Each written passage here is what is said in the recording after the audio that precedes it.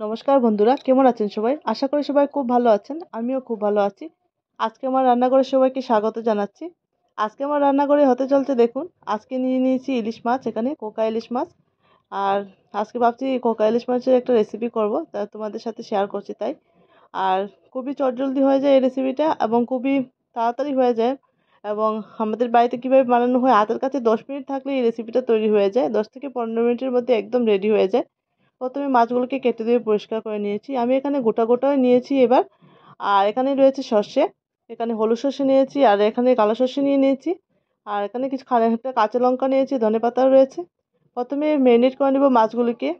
আমি এখানে 1 চামচ নুন, 1 চামচ হলুদ দিয়ে মাছগুলোকে সুন্দর করে প্রথমে ম্যারিনেট করে রাখছি। 10 মিনিটের মতো ম্যারিনেট করেছিল। আর এদিকে সর্ষের তেলটা গরম বসিয়ে দিয়েছিলাম। আর এদিকে আমি একটু মশলাটা করে নিচ্ছি। দেখতেই পাচ্ছেন আমি এখানে সর্ষে নিয়ে নিচ্ছি, 2 রকমের সর্ষে নিচ্ছি, আপনারা চাইলে 1 রকমের নিতে পারেন। আর সঙ্গে আমি খানিকটা কাঁচা লঙ্কাও দিয়ে দিলাম। এদিকে সর্ষের পেস্টটা বসে করে নিলাম। আর এদিকে আমি মাছগুলো এবার দিয়ে দিলাম। একটু হালকা ফ্রাই করে নেব, আপনারা চাইলে ফ্রাই করতেও পারেন, আবার নাও করতে পারেন। আমি একটু হালকা 2 মিনিটের মতো ফ্রাই করে তুলে রাখলাম। সেই তেলের মধ্যে এবার ফোড়ন দিয়ে দেব। এখানে আমি কালো জিরা ফোড়ন দিয়ে দিচ্ছি।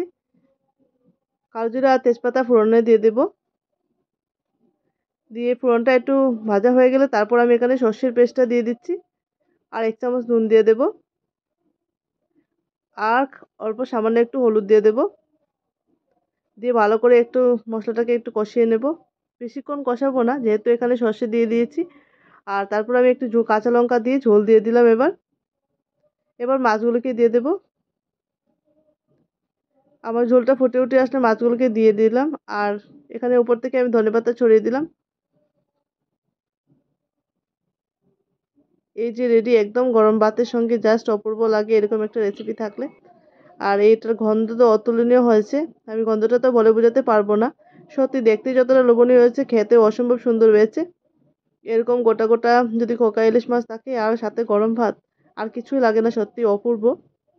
তোমাদের কার কার এরকম রেসিপি পছন্দ আমাকে জানাবে, অবশ্যই কমেন্ট করে জানাবে। আর আমার তো ভীষণ ভালো লাগে এরকম রেসিপি থাকলে, এক থালা ভাত নিমিষে শেষ হয়ে যায়। আমার রেসিপিটা ভালো লাগলে অবশ্যই লাইক শেয়ার কমেন্ট করবেন। আর ভালো লাগলে অবশ্যই আমার চ্যানেলটাকে সাবস্ক্রাইব করে দেবেন, যাতে নতুন নতুন রেসিপিগুলি তোমাদের কাছে পৌঁছে যায়। ততক্ষণ ভালো থাকবেন, সবাই সুস্থ থাকবেন। আবার দেখা হবে নতুন কোনো রেসিপি নিয়ে হাজির হয়ে যাব। Thank you for watching.